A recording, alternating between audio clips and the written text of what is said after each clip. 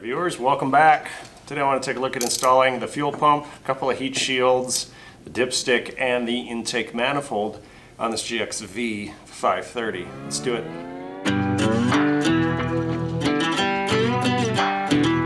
So because I don't have any gaskets for this thing cut out yet, I'm just going to use a little bit of The Right Stuff, not a sponsor.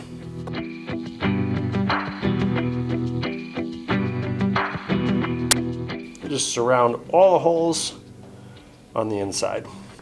Next up, we're simply going to take our nice, shiny, clean intake manifold and let's see here, set it gently into the RTV mess. Thread a bolt in, and a bolt, and a bolt,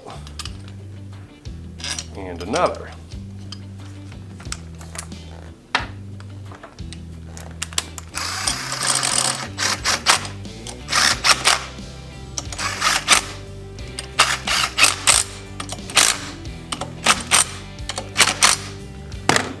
Next up, what we're going to do,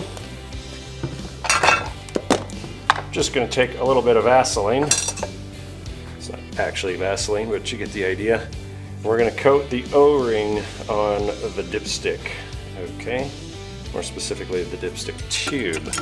We're going to casually wiggle that into the engine, and at that point, we're going to take this bracket, okay? And that bracket installs like such, and then we're going to put the bolt into the dipstick. So hopefully that's making sense to you. It's literally the only way that can be installed. We're going to find the other adapter piece stuff.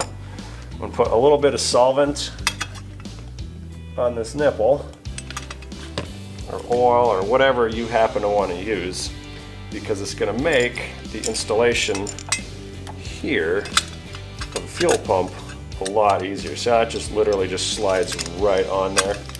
Now, all the bolts from your fuel pump bracket should be able to pretty easily slide right in there.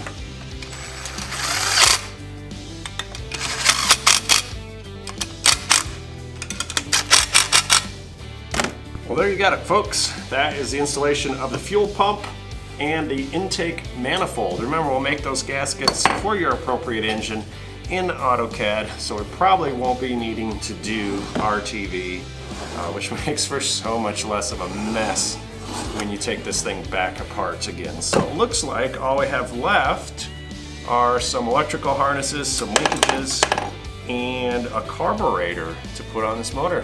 We'll see you next time.